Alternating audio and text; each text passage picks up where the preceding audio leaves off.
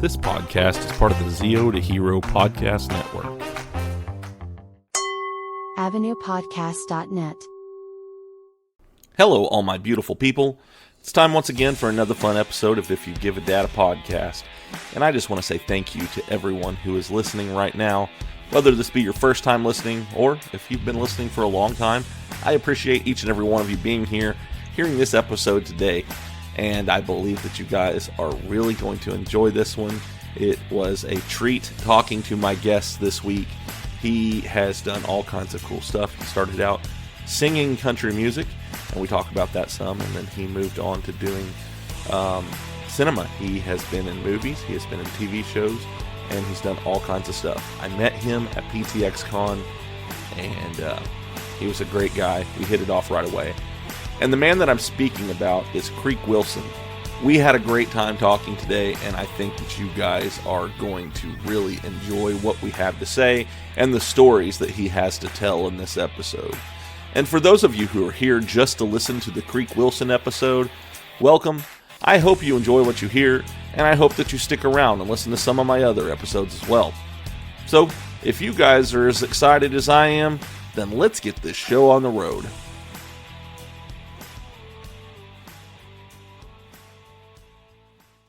If You Give a Dad a Podcast. You're bloody welcome! You know. Hey, Dad. If I get my hand stuck in a pickle jar, I'm straight up bull in a china shop, just swinging around. Started writing songs when I was about 12 or so. Seriously? They're retrofitting me now. And I'm like, yes, finally. I also had the opportunity to go train with Hoist Gracie and Dan Severin. Wow. I like that. That's different. It stands out. That day I took my very first bump and it was fun. There's only one section to go to first. Yeah. Toys. Bro. I was like, no, man, surely this guy's not booked out that long. I haven't laughed that hard since I was a little girl. What? Man, this guy won't shut up. And just a reminder before we get started here, make sure that you like, share, and subscribe to iGadap wherever it is you're listening to. Hit that notification bell so you are notified when a new episode drops. Also, make sure that you go out there and rate and review this episode. Tell me what you think of it. And the more people that do that, the more likely I am to be recommended to somebody else. Now, on to the show. All right, everybody. This is going to be a blast to do today. I am really excited about this one. I actually have a guy that I met at a con that I was a guest at. He was a guest there as well. And he has been in all kinds of different things. He's known for being in We Have a Ghost. That's a Netflix original. He was in The Haunted Mansion, Twisted Metal. He was in Preacher. He was a voice in Red Dead Redemption 2, and he was also in the movie Ma. And I'm just kind of going over a few things that he's done. He's done so much more than that. And I am talking about Creek Wilson. Man, how are you doing tonight? I'm doing great. How are you doing? Doing good. You know, I'm just out here in my garage. You know, it's been a not as hot day today, so I'm really glad that I'm doing this right now because my garage isn't sweltering at the moment. But I'm I'm doing all right. Well, I totally know how you feel. I'm sitting in my recliner, which I call my dad's chair, and I've been out working, building a deck for the last week and a half in 100-degree weather. Oof, that's rough, man. That is being out there in the blistering sun and everything. And yeah, I saw that you have a business called Creek's Do It All Service, right? A one-man show at that. Yes, I do. So you've done like you do decks, you do just a little bit of everything in that, don't you?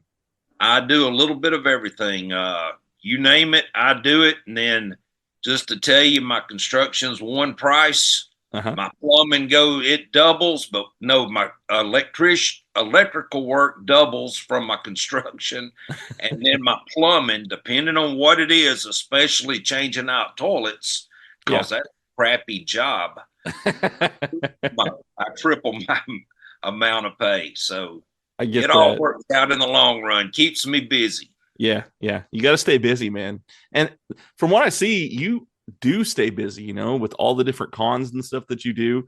And then you have this business as well. I mean, you're always on the go, it seems like. Yes, sir, I am. I stay pretty much 24/7. Right on. Yeah, like I said, there's nothing wrong with that though. So we'll kind of just jump right into things here. How did you get started in this business? Which business are you talking about? Well, let's go with the acting business. How did you actually get into this? Because I know it was a little later that you actually jumped into this. Well, the story goes, I'm 62 years old now. Okay. And at 50 years old, I've been in sales on several different businesses through the years, and I just got tired of the business world. Right. And especially sales, it was nickel and diamond, people backstabbing each other. Mm-hmm. And so anyways, on April the 15th, the tax day, I quit working for a living at 50 years old. And I've raised my daughter since she was a little over a year old. And she's 26 now, fixing to be 27 next month. But I've raised her by myself. Mm-hmm. And so we've had these little short vacations. And over the weekends, I said, well, heck, you know, we're going to blow it out this summer before she turns 6. She was 15 at the time, before she turned 16 in August. Yeah. So we did a lot of traveling during the summer. Right before school started and she turned 16, she goes, Daddy, I'm tired of you walking around with your nose up my butt. You need to do something. Get a job. I said, well, who is going to hire a 50-year-old man? She goes, well, why don't you be an actor? And she had done some modeling, and she had a chance to be in a little TV series. She'd done a little acting, but she grew up watching me do local theater in Hattiesburg, Mississippi. And she had a chance to be in I think it was called Dixie Darlings. It was going to be shooting in New Orleans, but she decided to stay in school and not do it. Mm-hmm. So we had a friend who kind of knew somebody who knew somebody who knew somebody. And I ended up getting a gig as a background actor on Left Behind with Nicolas Cage, and it was being shot in Baton Rouge, Louisiana. Oh, okay. And one thing led to another, and you know, I just wanted to see what it was like being on set. Mm-hmm. And then I have bigger goals. I don't have anything against background or extras, you know, in movies. The movies needs them, but you know, at one time, I wanted to be Garth Brooks in the country music world before there was a Garth Brooks. I just didn't want to be a background guitar player or singer. Yeah. So the same with acting. And so I started taking lessons and from very well-known character actors that have been in the business 40 plus years. They're each one of them and very successful. And they're my mentors, and they taught me how to act on camera and being in the right place at the right time, meeting the right people. It's got me to where I am now, and I have been very blessed for the last 12 years. Yeah, that, you know, it seems like it worked for you, you know, meeting the people that you met and going the route that you've went, because you've actually done a lot in these last 12 years, you know, more than some people that have done even longer. Correct. And been living out in Hollywood at that. Right. Yes, I have been blessed. I cannot say that enough. So there was one thing that you brought up there that I did want to talk to you about, and that is the country music side of things. I'm guessing you are a country music fan. You wrote your own music. Do you still write songs? No, sir. I haven't wrote a song in probably 15 years. Things got kind of hectic, you know, raising my daughter by myself. I just didn't really have the time. Right. And then acting came along, and that took up the rest of my time. And then I'm not going to lie to you, riding a motorcycle, that is the second part of my life. Yeah. And so when I have free time, I just got on my bike, and I still get on my bike and ride. But no, I really pick around with the guitar every once in a while, just to, see if I can still do it. But no, I haven't wrote a song in a very long time. Do you have a favorite song that you've written, though? Yes, I have. I have a song that's called Daddy's Girl. And actually, it was going to be on Garth Brooks' last album back in, I think, 2002, whenever he retired. Okay. And he liked the song, and it never made it, but it was about my daughter. I wrote it when she was born and recorded it when she was probably about 4 years old. Okay. All right. That, I mean, it's something I know from, I'm raised around music. My dad, actually, my dad used to play at Gillies in Texas before it burned. So I've been raised around the music a lot. My dad pastors a church now and things, but the music that is closest to your heart is usually, some of the best stuff. Absolutely. Do you prefer a certain era of country music? I like the outlaw country music, Willie Whalen, Hank Jr. There you go. That's what I was raised on. Yeah. And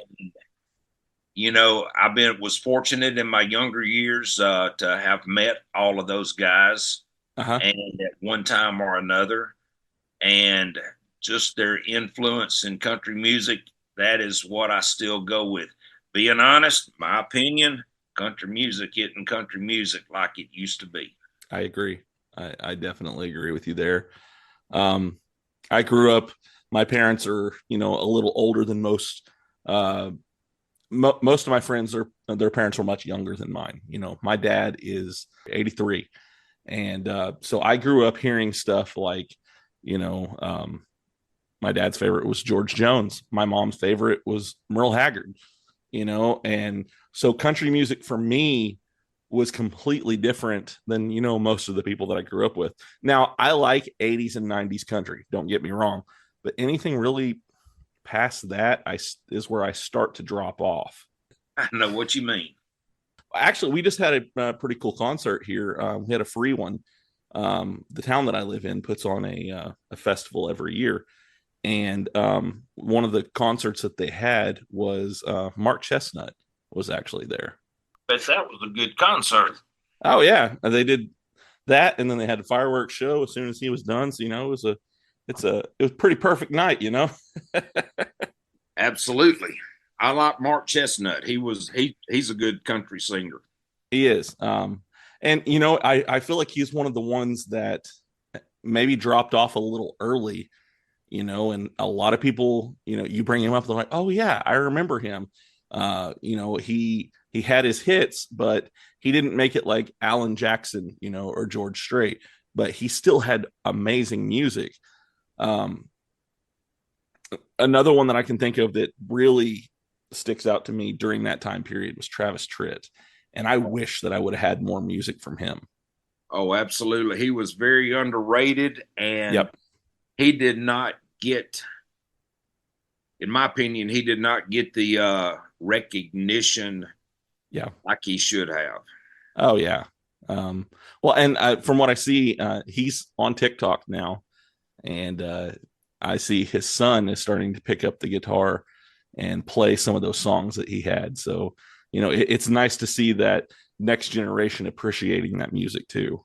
Absolutely. So, do you have any hobbies? Working, riding my motorcycle. Yeah. And that's about it for me. I was brought up old school. My daddy worked, until the day he died. And like I say, I don't really have to do the construction gigs, but I love starting something, from the beginning and seeing it as I build it or do whatever. Yeah. And that is, it's, I reckon you could say it's a hobby that I get paid for. Those are the best hobbies, the ones that you enjoy doing and get paid for. Absolutely. And I get to call my own shots and, work when I want to work, and which I work all the time. But other than that, I ride my motorcycle. Right. What's the longest ride you've ever been on? I actually live in Jasper, Alabama now. Okay. My mother is 95 years old, and I moved up here to be a little bit closer to her. Yeah. And so I rode 2 years ago from Jasper to Sturgis, but I didn't make it. Wasn't like from point A to B. I made a big circle up through Missouri, St. Louis, and different places, and just took my time for about 4 weeks riding. Oh, wow. Stayed at Sturgis. I don't know. I think I put a little over 6,000 miles on my bike on that trip. My goodness. That's a long one. It was. That's the longest one I've been on, and enjoyed every minute of it. I think that's something that I would enjoy doing, is riding a bike too. But the thing is, I got to convince the wife to let me get one of those. So, well, I had to go through that at one point in time, and I reckon that's the reason I don't have a wife now. Yeah, well, it was the wife or the bike, and then, but I understood, where she was coming from with kids and stuff, and didn't want me to get killed. And there's some crazy people out there driving and don't pay attention to the motorcycles. Yeah.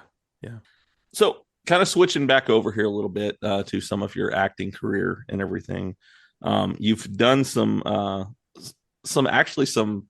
very crazy parts, I guess you could say. You were, Mr. Slam in Twisted Metal, and you played the bartender in Preacher for the one episode, I believe it was. Correct. And you've the parts that you've played, are very memorable. I have been very, very blessed with, having those parts. Right. Yes. So there is one that I wanted to ask you about, and I'd never heard of this. It was a show that was on, I think it's called Pure Flix, and it's the Son of Thunder. Kind of tell me a little bit about that. Randall Reeder, he was the producer and the writer and the star of the show. It was kind of of an edgy version of what was the show with Michael Landon about when he was the angel. Okay, the Highway to Heaven. Highway to Heaven. Yeah. Well, Randall Reeder, he's been in all the Deadpool movies. And he's the big, bald-headed, big, bushy beard, tough guy. Okay, I know who you're talking about. Yeah. And so Randall got me in on this, and he wanted me to do a part in the movie or in the TV series on Pure Flix, and it only was for one season, but it was a great series. And where he'd been a biker and done his biker stuff, and then he changed over, so he found a pouch, and he was trying to find the person the pouch belonged to, and along the way he helped people in a Christian way. Okay. So it was a faith-based TV series, which that's what Pure Flix is, faith-based streaming service. And Randall wanted me to do something 180 other than being a biker in it or a tough guy, which I was a widow who had just lost my wife a few years before and left the corporate world and was a fisherman. So, then he kind of comes along, and I offer him a a job, and then things happen, and he helped me get through it. Yeah. When it comes to the part at Twisted Metal, how did they bring that to you whenever they were explaining the part for you? That's a good question. Let me ask you this. Have you seen the whole series, Twisted Metal? Not the entire series. I've watched, quite a bit of it, but I think I have just a little bit left to go. Well, there's some crazy characters in that show. Yes. Well, I was in Los Angeles filming the Eric Andre show. Okay. And then while I was there, the director for that, well, let me go back.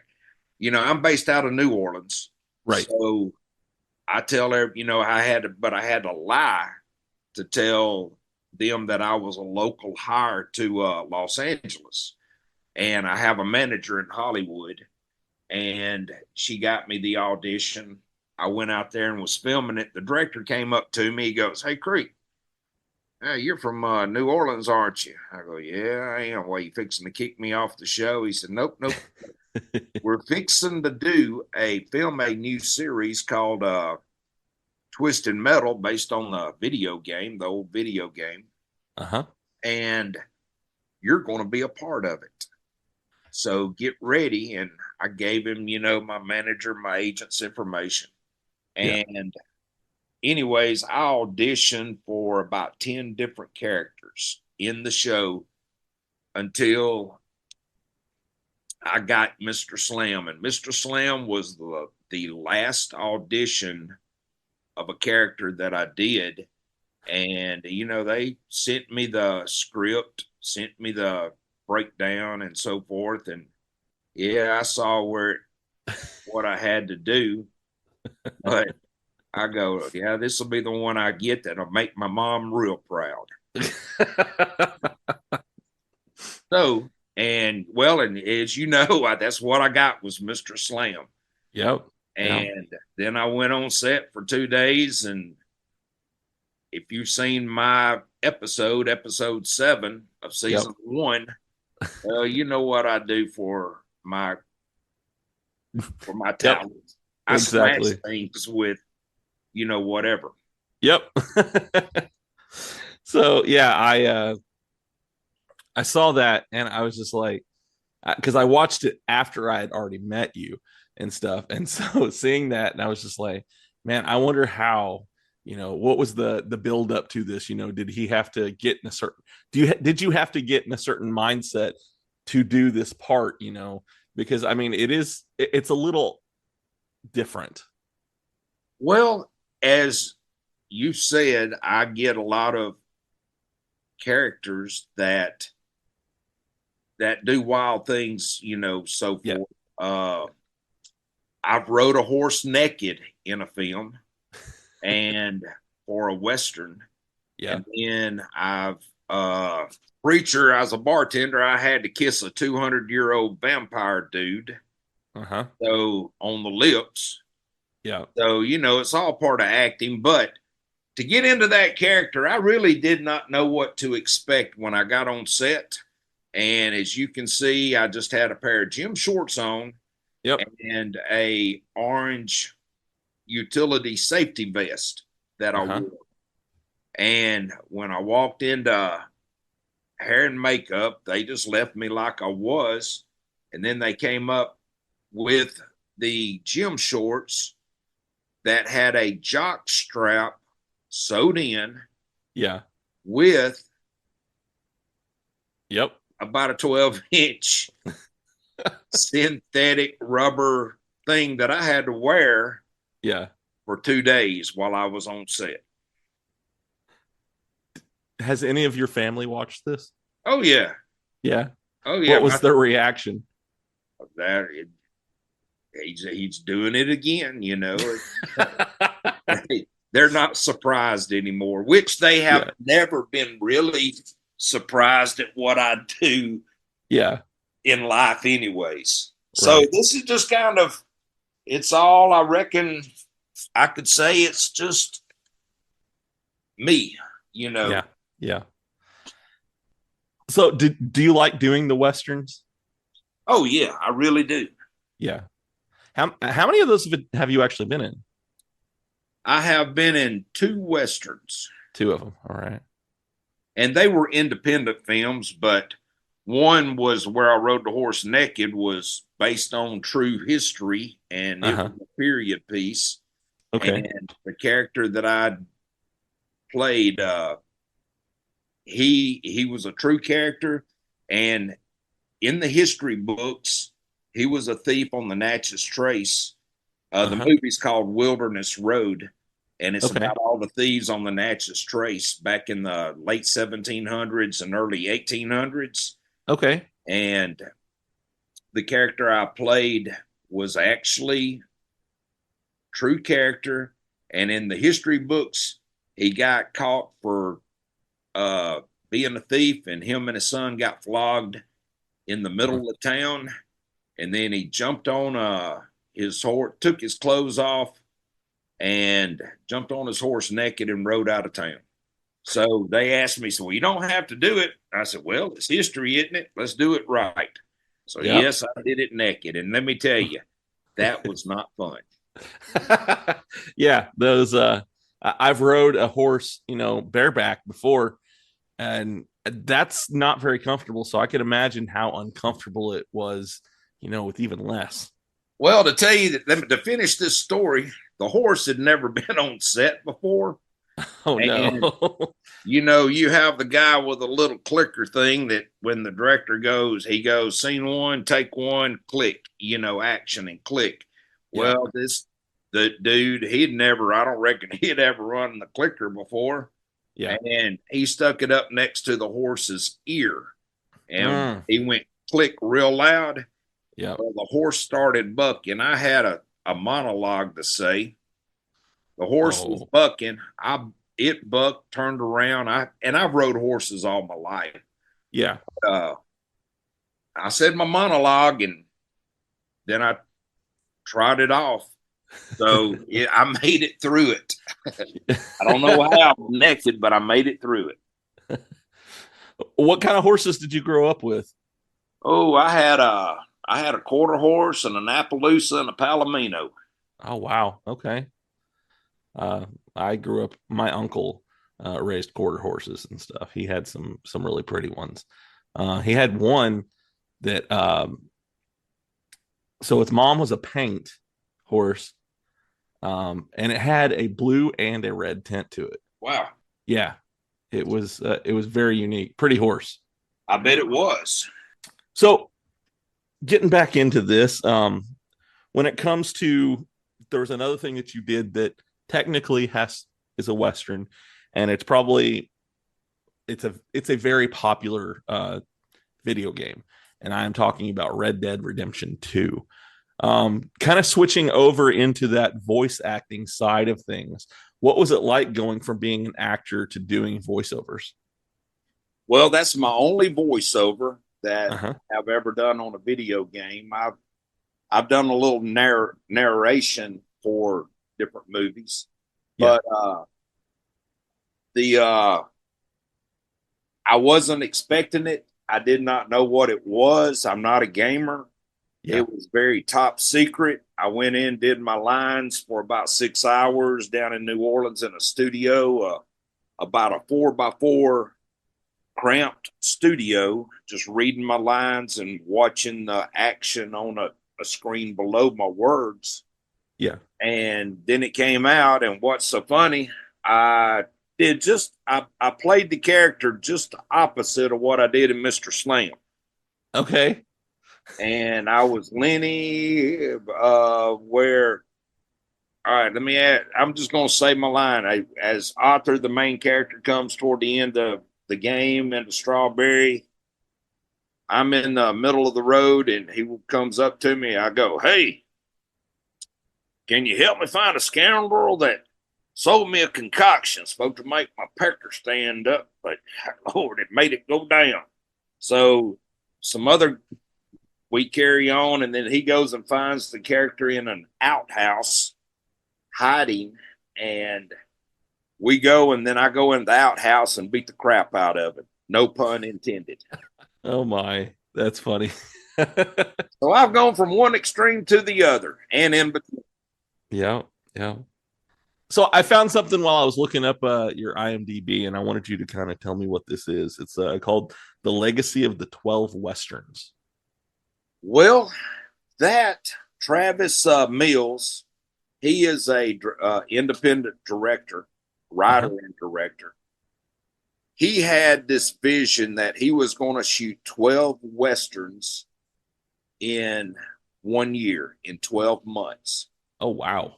And when he started it in December, I was in the very first one, and that was, Lord, I can't remember the name of the movie now. So I forget what all I've been in. But anyways, we did the first one in January, and then right after that, when he was starting on his second movie, that's when COVID hit. Oh, okay. So instead of doing 12 full-length features, he had to cut some short, made some shorts, but he was determined to do the 12 Westerns. And then in November, we ended up doing the Wilderness Road. So I was in the first one and the 11th one. Bastards Crossing, that was the first one. Bastards Crossing. So the legacy is he got everybody together who had contributed behind the scenes and actors, and he made a little documentary it was a couple of years ago, about a year and a half ago. He made a documentary of everybody, and I was included in that, and that's the legacy of the 12 Westerns. Well, I mean, that's a really cool idea. It's a ambitious idea to come up with too. Very much so, because he worked 24 hours a day, 365 days working on that between Mississippi and Arizona. Wow. So there's a lot of travel in between that too. Then a lot of traveling. I'm tired just hearing you talk about it. Well, Travis is a vagabond. Yeah. And he's that away. And he basically lived out of a vehicle the whole time, So, and then when we were like for the Wilderness Road, we shot all up and down the Natchez Trace, from Natchez to all the way above Memphis and into Arkansas. Okay. All right. Well, you're getting up into kind of my territory there then. Right. So do you have any goals set for this next year? Well, I'm hoping to get back to work. The acting world has been very slow for the last year and a half or couple of years. Last year it was the writer's strike and the actor's strike. Right. And then this year it was the union for all the crew behind the scenes. And they just ratified their union deal the end of June. So it looks like starting the 1st of August that things are going to start jumping back into place, and the business is going to be picking up tremendously. So, I always have a goal. I would love to do 10 acting gigs each year. That's my goal. Okay. So I didn't even know that there was one a strike going on for they. I knew I knew the writer strike and the actor strike, but the behind the scenes, the crew, I hadn't heard anything about that one. Well, they never did strike. If they had not approved, everything with the union, or the union approved with all the big, Disney, Paramount, Universal, the whole works. Right. They would have been on strike. Well, if they go on strike, the movie business was going to be shut down completely. So with Hollywood and all the big names out there, they were scared So things have been real slow this year, just a few things popping up here and there. Yeah. So, it's just a matter of they didn't know if they'd get it ratified and get it approved and things would be jumping, but it did, thank goodness. And now we are expecting to be back full swing. So you said that you wanted to do, 10 different acting gigs a year. Is there a certain genre that you have not been in yet that you would like to, maybe dip your toe in? Well, there has been one genre that I haven't been in, and I do not want to get into it. All right. And that would be porn. Well, yeah, I thought that you kind of figured that one, didn't you? Yeah, I kind of figured that one. Is there any ongoing series that you would like to maybe get a role in? Well, Twisted Metal is fixing to start filming their second season. Yeah. And I'm hoping that since I didn't die off in my other, and a lot of people like my character as Mr. Slam. Yep. I hope I get, another chance to be in the second season. Yeah, that'd be cool to see. And then, I've come close. I came close of getting on Grey's Anatomy at one time. Okay. All the big series out that's filmed out in Hollywood or in California. Uh-huh.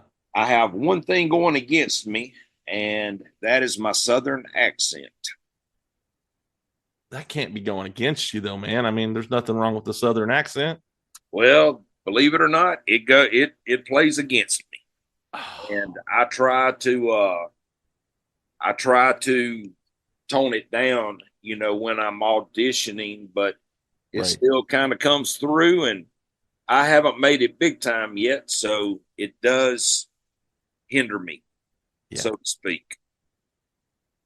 Well, I mean, all it takes is one part, right? That's all it takes.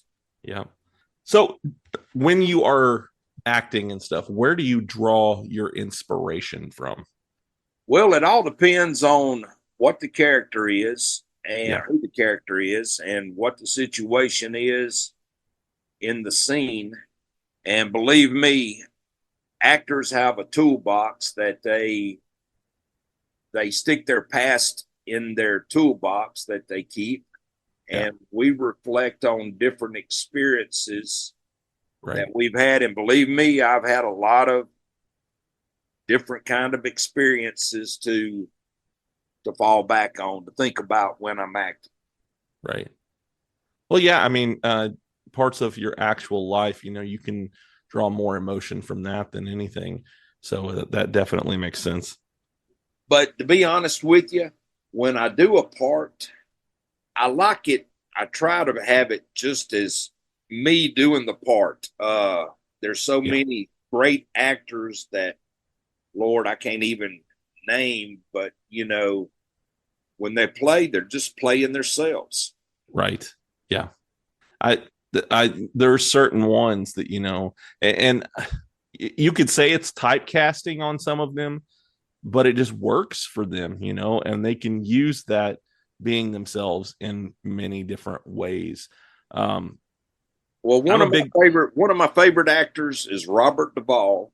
And when you see him, he's always Robert Duvall. That's who you think about. That's right. Well, Sam Elliott's the same way. Correct. Sam Elliott is another. Yeah. And you say that, and then it brings up, one of my all-time favorites, Lonesome Dove, so I just love that series. True. Yeah. And in fact, I had Chris Anthony Lansdowne. She's a voice actress.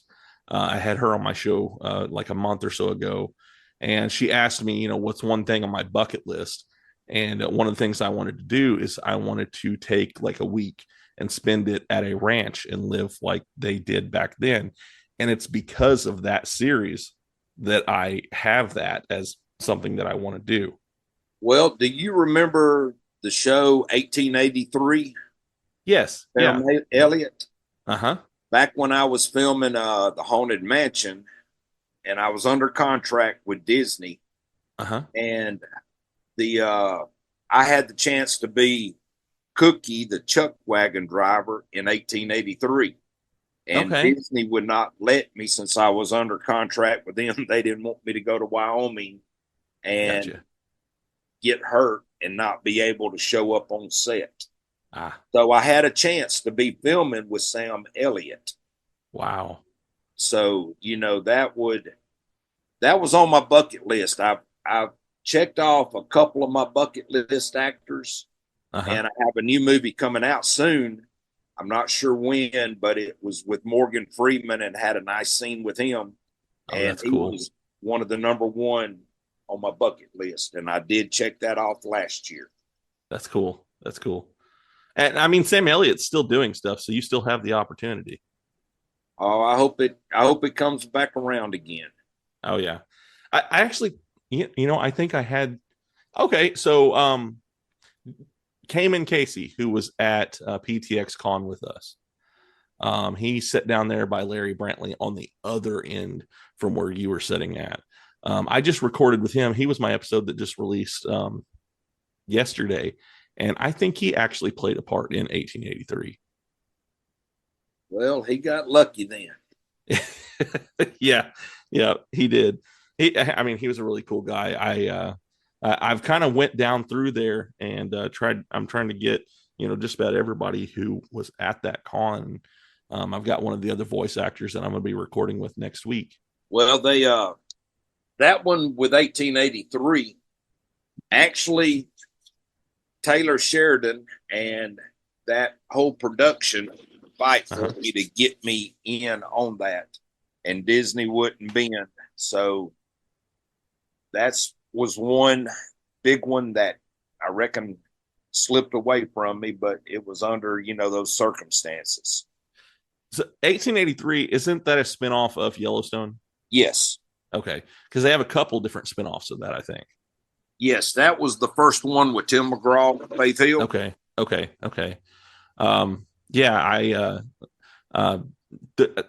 Are they still doing that, or is it just Yellowstone that's going on now? Yellowstone and what is it, 1923 with Harrison Ford? Maybe. Yeah. I think that's what, or is it 1923 or is it 1906? I don't know. It's somewhere around that time. Yeah. So, I mean, if it's still going, it wouldn't have Sam Elliott, but, still that opportunity could be there. Correct. Yeah. And, it'd be a notch in my belt. Oh, yeah. Be on a Taylor Sheridan production. Right. What was it like working with Disney? Well, it was a fun gig. I was on and off set for about 4 months. Okay. And we shot mostly in Atlanta and outside of Atlanta. And we did go to New Orleans and shoot. And so then we came back to Atlanta to finish it up. But my costume as the Mariner Ghost, well, put it like this. I signed a contract with Disney. And they treated me, I got to work with all of them. Danny DeVito, Owen Wilson, Tiffany Haddish, all the main cast. Yeah. I was around them day in and day out. And they treated me like one of their peers. That's cool. Just to tell you a little story, my favorite person was Danny DeVito. All right. He asked me for a picture when I was telling him my mom was a big fan. She was at the time like 92, 93 years old. And I said, telling him that she was a big fan from back when he was on Taxi. And loved Danny DeVito. He goes, well, let's take a picture. So we got a picture together. And he goes, now you take this home and show it to your mother and tell her I said hello. Now that's meant a lot to me. That was cool. Yeah. I love it when, these actors are just down to earth people. It makes it all the more worth it when you do finally meet them. I do agree. And I have never had one bad experience on set with anybody. And I've worked with some big name actors. Yeah. And they treated me just like, like I was one of their own from the beginning. Right. Right. And then people asked me what my favorite character was. I don't really have a favorite character. I don't really go for all of that in the memories. Yeah. Of course, I'd probably say Mr. Slam. That was the funnest one I've ever done. But it's the experiences I have on set. I mean, I talk on We Have a Ghost on Netflix. Christopher Landon, who is Michael Landon's son, he wrote it and directed it.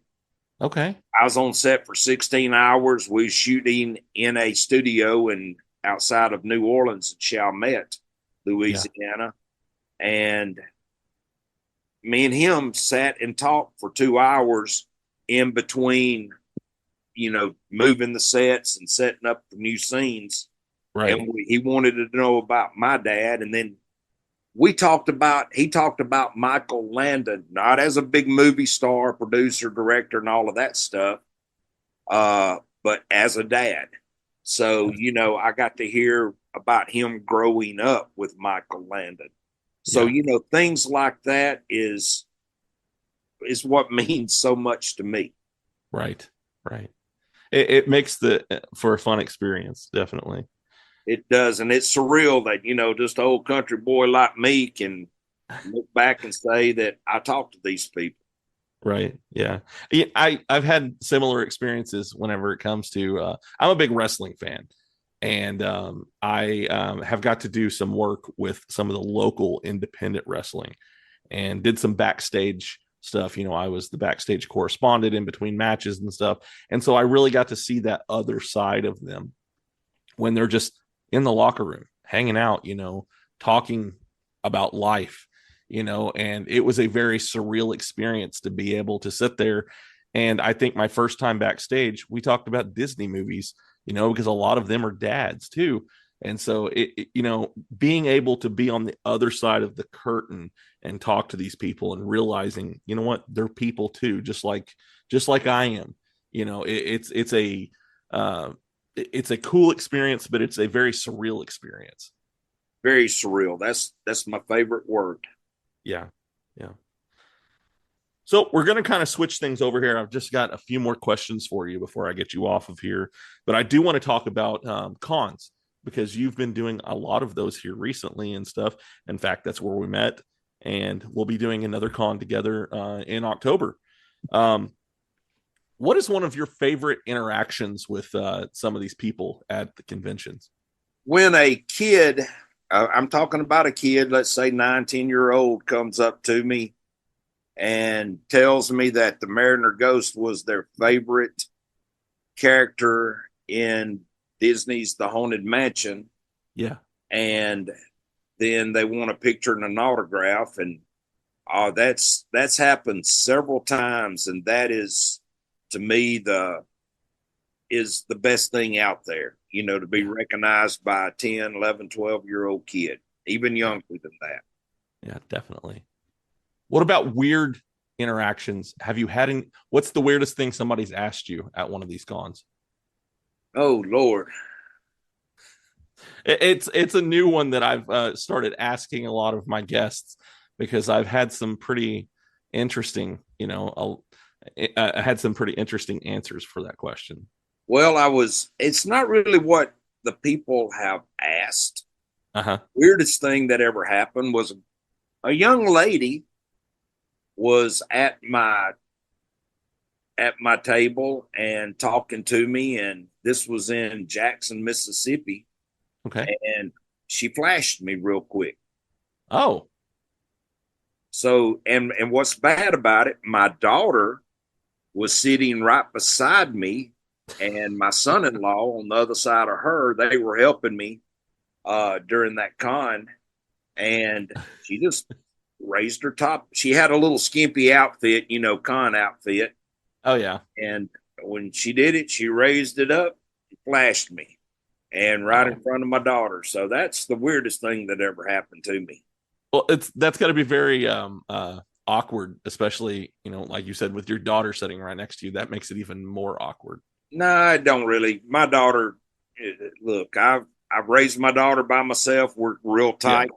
Right. She knows my good, bad, and the ugly. Yeah. And so all she did was just roll her eyes. But yes, it did surprise me. Oh, yeah, I bet.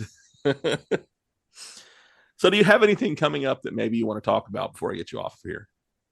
Well, I don't have anything right now. I've been contacted about a new TV series pilot that will be filmed somewhere here in Alabama and where I live now. And I don't know really. I know I can't really. I had to sign an NDA. It's in the works.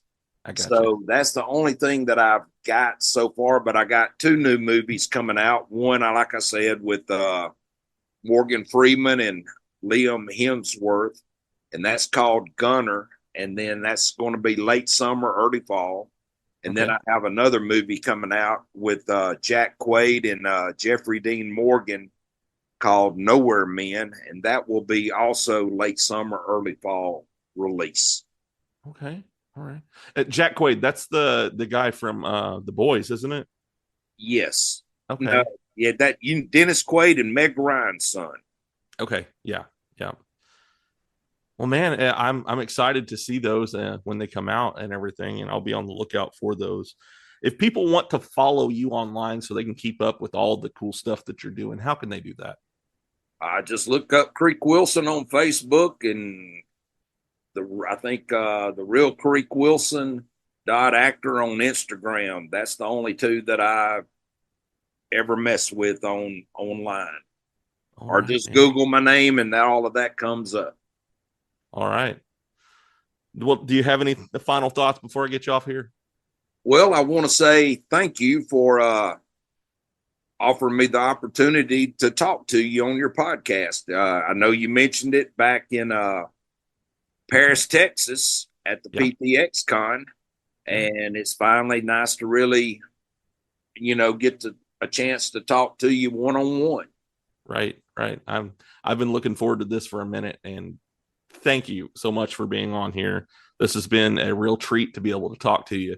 And maybe we can get you back on here and we can talk about some of the stuff that you have going on and all the new stuff that's coming out. Well, it sounds good to me. And I hope to see you at the Hollows Con. Yes. Is it Hollows or Hallows? I think it's Hollows Con. It's in October. So, I was thinking it was like Halloween. Right. But I think it's Hollows Con. Yeah, that's going to be in Oklahoma. Yep. And then I go from there. Either I'm going from there down to another con the next weekend down in South Florida. So Brunswick, right on the South Florida line in Brunswick, Georgia. So yes, I do a lot of travel. The farthest one I've done so far is the 10-hour drive for Metrotham Con that I did in May. So besides that, the furthest was probably Paris. That was 4.5 hours for me to drive there.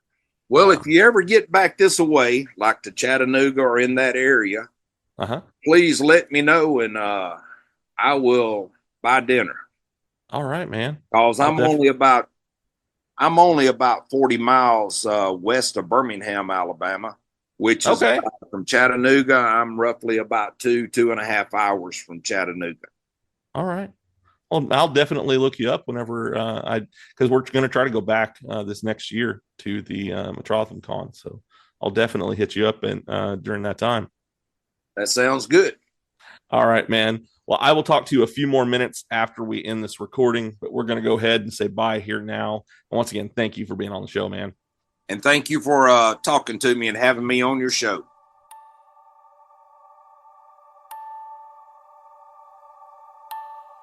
Hi, I'm Nick Helms, and I'm the head writer and owner of Original Geek, here to talk to you about the Kickstarter for Whispers in the Dark, launching this July.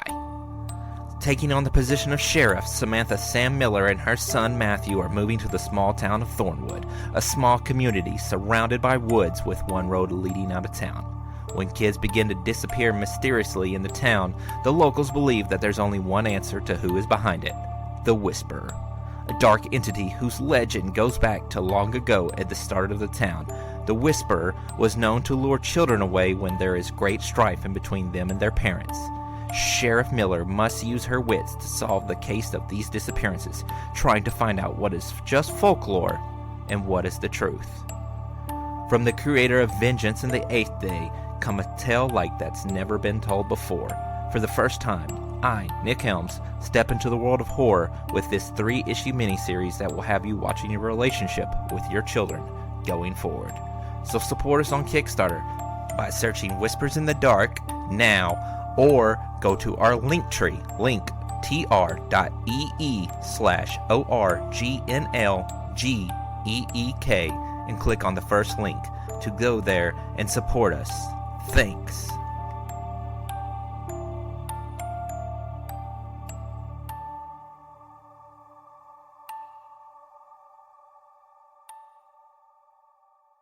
Fascinating People, Fascinating Places returns. I talked to Eric Maddox, the man responsible for capturing Saddam Hussein, attorney Jason Wright, whose career was rocked when he was tasked with defending September 11th mastermind Khalid Sheikh Mohammed.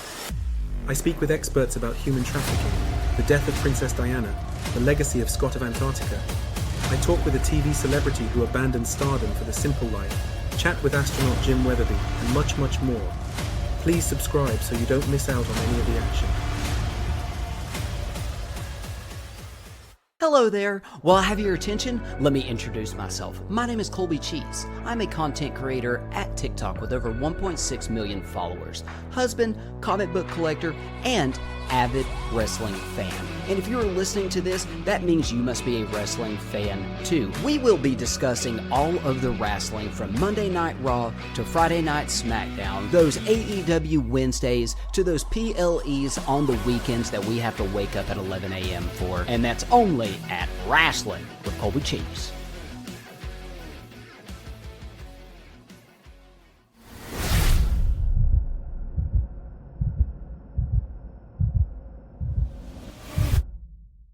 All right, everybody. I hope you enjoyed that episode with Creek Wilson. I know I really enjoyed talking to him, and I look forward to seeing him again in October whenever I am at Hallows Con in McAllister, Oklahoma. So that was the one that I was telling y'all about last week that I'd be bringing up here soon. So, write that one down in your books. If you are in that area, come by and say hi to me. Maybe get a t-shirt or something like that. But it's going to be a lot of fun seeing him and doing that con as well. So next week, I have a really good episode, and it's pretty funny.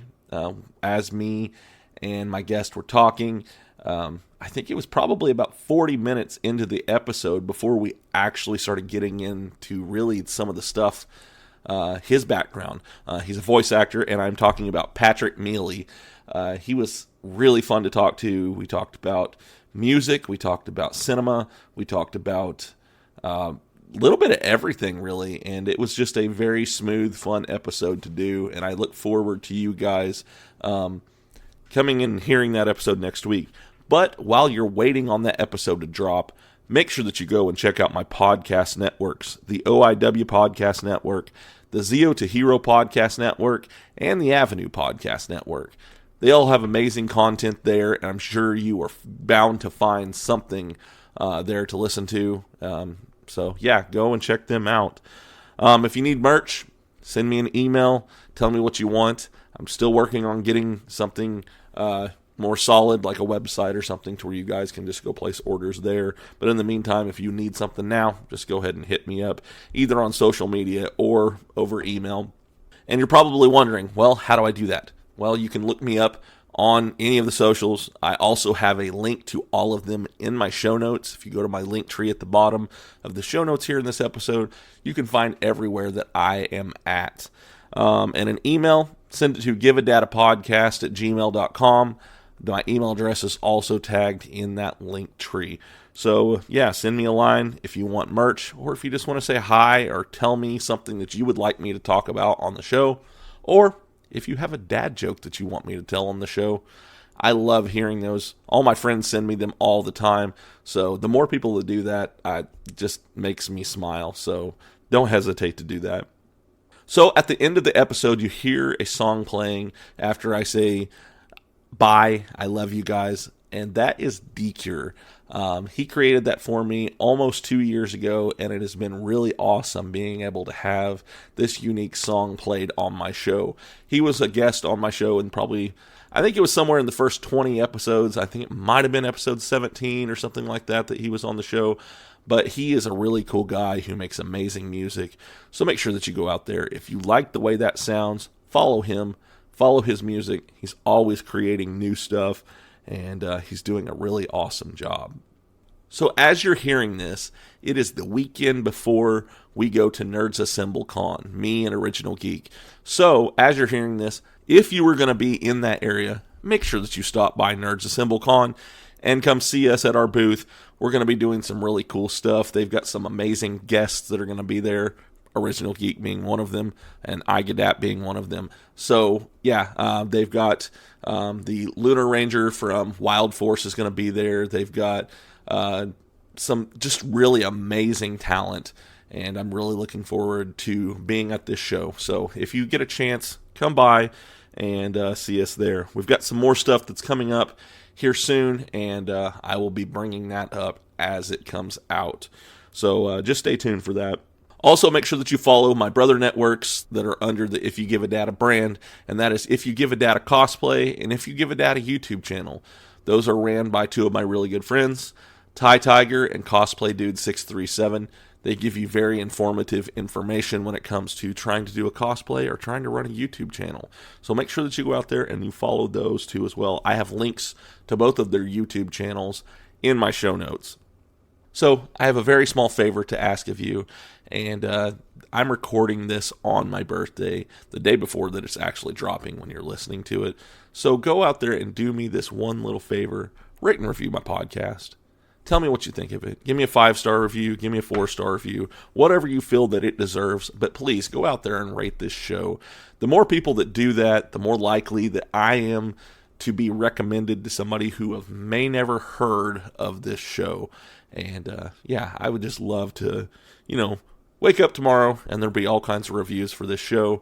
That would really make my day. Also, make sure that you like, share, and subscribe to it if this is your first time listening. And hit that notification bell. That way you're notified when a new episode of this show drops. So, we've come to the end of another episode of If You Give a Data Podcast. And I really appreciate you guys. You guys have been awesome. And every time you guys listen to this, it just makes me smile. And every time you guys send me a line, makes my day. So, we are at the end of another episode of If You Give a Data Podcast. And it is time for Billy's favorite part of the show. And that is Dad Joke of the Week. My son called and asked if I got my hair cut. And I was like, no, I got all of them cut. Wow. All right. I love you guys. I hope you have a wonderful week. And I will see you next time. Bye.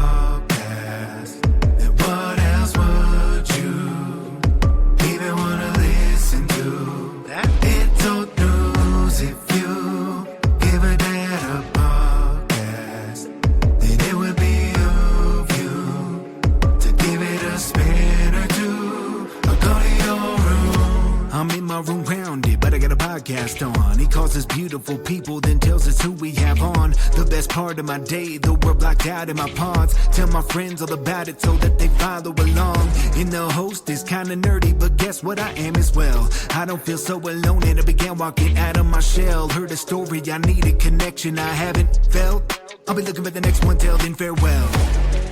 It's the podcast for me. Have it on, better go see. Listen closely, download and tune in remotely. It's the podcast for me. Have it on, better go see. And listen closely, download and tune in remotely. This podcast is part of the OIW Podcasting Network. Alright, cool, sweet. Baby Jesus. Okay, cool.